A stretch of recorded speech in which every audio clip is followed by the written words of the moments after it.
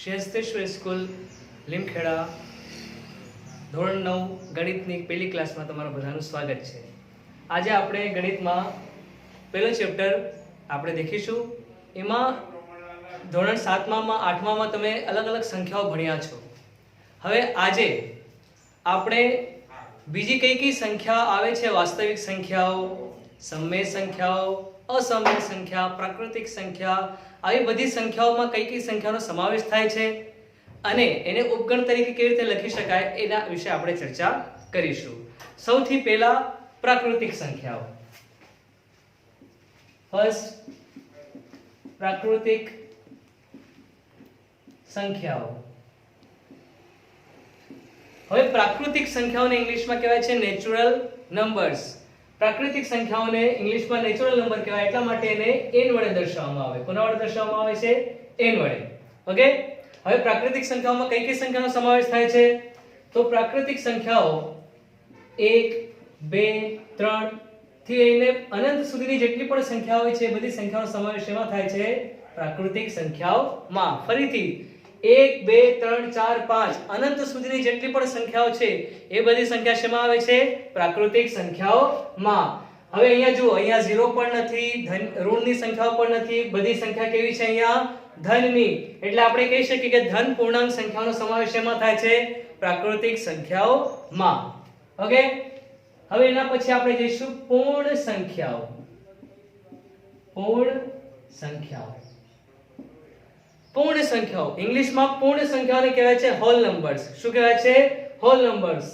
એટલા માટે એને w વડે દર્શાવવામાં આવે. કોના વડે દર્શાવવામાં આવે છે? w વડે. ઓકે. હવે આપણે યાદ રાખવું હોય કે પૂર્ણ સંખ્યાઓ ક્યાંથી શરૂઆત થાય છે, તો એના માટે આપણે શું યાદ રાખીશું? Hall numbers. ઇંગ્લિશમાં હોલ એટલે કેવું થાય? ગોળ. ઓકે. તમે જોયું છે હોલ ગોળ એટલે કે આપણે કહી શકીએ કે પૂર્ણ સંખ્યાઓ 0 થી શરૂઆત થાય છે. ક્યાંથી શરૂઆત થાય છે? 0 થી.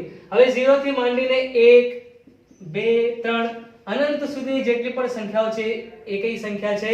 પૂર્ણ સંખ્યા.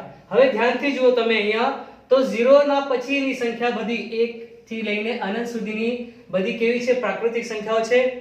છે કે નહીં? 0 ને તમે ભૂલી જાઓ તો 1 થી લઈને બધી પ્રાકૃતિક સંખ્યાઓ છે. એટલા માટે આપણે શું કહી શકીએ કે પ્રાકૃતિક સંખ્યાઓનો સમાવેશ ક્યાં થાય છે? પૂર્ણ સંખ્યાઓમાં થાય છે. ઓકે. હવે એના પછી આપણે ક્યાં જઈશું? આગળ ત્રીજા નંબર પર કઈ સંખ્યા આવશે? પૂર્ણાંક સંખ્યા. ઓકે. પૂર્ણાંક સંખ્યાઓને z વડે દર્શાવવામાં આવે છે. કોના વડે દર્શાવવામાં આવે છે? z વડે.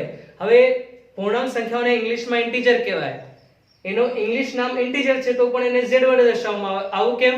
કેમ કે એનો જર્મન નામ છે ઝાયલેન. શું નામ છે એનો? ઝાયલેન. એના પરથી z લેવામાં આવ્યું છે અને ઇંગ્લિશમાં એને શું કહેવાય છે? ઇન્ટીજર્સ. ઓકે. પૂર્ણાંક સંખ્યાઓ. હવે અહીંયા જુઓ, પૂર્ણાંક સંખ્યાઓમાં કઈ કઈ સંખ્યા સમાવેશ થશે?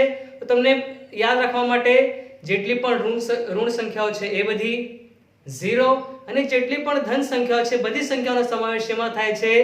પૂર્ણાંક સંખ્યાઓમાં. ફરીથી જેટલી પણ ઋણ સંખ્યાઓ છે એ બધી, 0 અને ધન સંખ્યાઓ જેટલી પણ છે એ બધી સંખ્યાના જો આપણે ભેગા કરી લઈએ તો એ કઈ સંખ્યા બની જાય છે? પૂર્ણાંક સંખ્યા. ઓકે. તો -3 -2 -1 0 1 2 3 ધનમાં અનંત સુધી જેટલી પણ સંખ્યાઓ છે અને ઋણમાં અનંત સુધીની જેટલી પણ સંખ્યાઓ છે એને આપણે શેમાં સમાવેશ કરીશું? પૂર્ણાંક સંખ્યાઓમાં. જો તમને યાદ રાખવું હોય તો કેવી રીતે યાદ રાખી શકો? આપણે એક બકેટ લીધું. બકેટ. ઓકે. એમાં તમે 1 થી લઈને બધી સંખ્યાઓ નાખી દીધી તો એક કઈ સંખ્યા થઈ? પ્રાકૃતિક સંખ્યા. હવે એ બકેટમાં તમે 0 પણ નાખી દીધું તો શું થઈ ગયું? પૂર્ણાંક સંખ્યા. કેમ કે 1 2 3 તો હતું જ ઓલરેડી, તમે 0 પણ નાખ્યું છે એનામાં. હવે કઈ સંખ્યા થઈ ગઈ? એ પૂર્ણ સંખ્યા. હવે એ બકેટમાં તમે ઋણની સંખ્યાઓ પણ નાખી દીધી છે. ઓકે. તો હવે કઈ સંખ્યા થઈ ગઈ? એ પૂર્ણાંક સંખ્યા. ઓકે. હવે કઈ સંખ્યા નાખીશું? સમય સંખ્યા.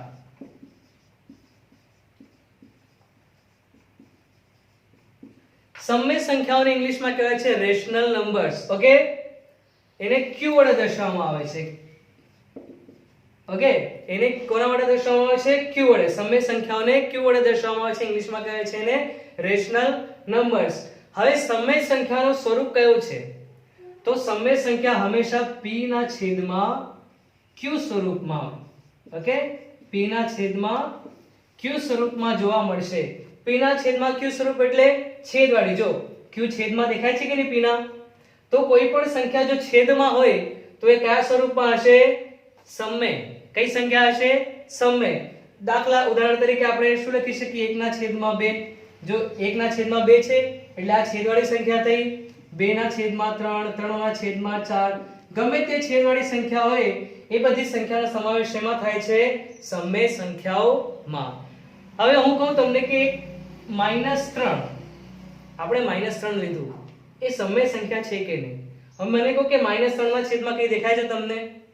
નહીં દેખાતું. તો આપણે કહી શકીએ, આપણે જોઈને કહી શકીએ કે આ -3 ના છેદમાં કશું નથી, એટલે આપણે કહી શકીએ કે આ સમય સંખ્યા નથી. પણ છેદમાં 1 લખીને જવાબ શું મળશે આપણને? -3. કોઈ પણ સંખ્યાને 1 વડે ભાગીએ તો જવાબ શું મળશે? એ સંખ્યા. એટલે -3 ના છેદમાં 1 લખી શકીએ. કયું સ્વરૂપ થઈ ગયું? p ના છેદમાં q સ્વરૂપ. થયું કે નહીં? હે ને?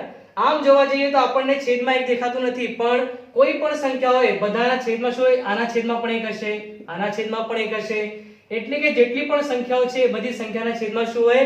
1 તો હોય જ. ક્લિયર? એટલા માટે આપણે શું કહી શકીએ કે ઉપરની જેટલી પણ સંખ્યાઓ છે એ બધી સંખ્યાના છેદમાં 1 હશે. એટલા માટે એ બધી સંખ્યાઓનો સમાવેશ શેમાં થઈ શકે છે? સમય સંખ્યામાં. ઓકે, હવે તમે ફરીથી બકેટમાં આપણે સૌથી પહેલા 1 2 3 4 નાખ્યું હતું, એના પછી 0 નાખ્યું તો પૂર્ણ થઈ ગયું. ઋણવાળી સંખ્યા નાખી તો પૂર્ણાંક થઈ ગયું. એના પછી છેદવાળી સંખ્યા બાકી હતી એ પણ આપણે નાખી દીધી, તો કઈ સંખ્યા મળી આપણને? સમય સંખ્યા.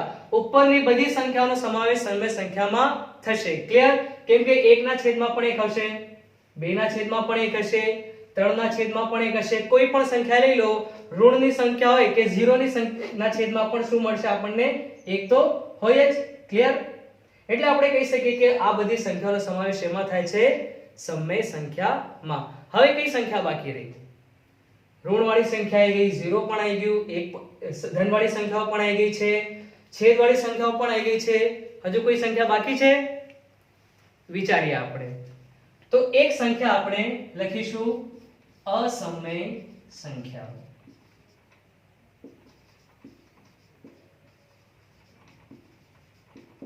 ઓકે, સમય સંખ્યા આ છે અસમય સંખ્યા, એટલે કે આ બધી સિવાયની સંખ્યા. હવે અસમય સંખ્યામાં કઈ કઈ સંખ્યા આવે? તો અસમય સંખ્યાઓમાં વર્ગમૂળ વાળે વર્ગમૂળ 2, વર્ગમૂળ 3, વર્ગમૂળ 5, વર્ગમૂળ 6 થી માંડીને જેટલી પણ વર્ગમૂળ વાળી સંખ્યાઓ છે બધી સંખ્યાનો સમાવેશ શેમાં થશે? અસમય સંખ્યાઓમાં. હવે તમે વિચારો અહીંયા કે મેં વર્ગમૂળ 2 લખ્યું, વર્ગમૂળ 3 લખ્યું, પણ એના પછી ડાયરેક્ટ મેં વર્ગમૂળ 5 લખ્યું, તો વર્ગમૂળ 4 હું ભૂલી ગયો? નહીં. વર્ગમૂળ 4 નો આપણે દેખી લઈએ કે કેમ આપણે વર્ગમૂળ 4 લખતા નથી. વર્ગમૂળ 4, હવે તમને બધાને ખબર છે 4 કેવો છે? પૂર્ણ વર્ગ છે. કોનો? 4 કોનો વર્ગ છે? તો 2 નો. એટલે જ્યારે વર્ગમૂળમાંથી આપણે 4 ને બહાર કાઢીશું તો શું મળશે આપણને? 2.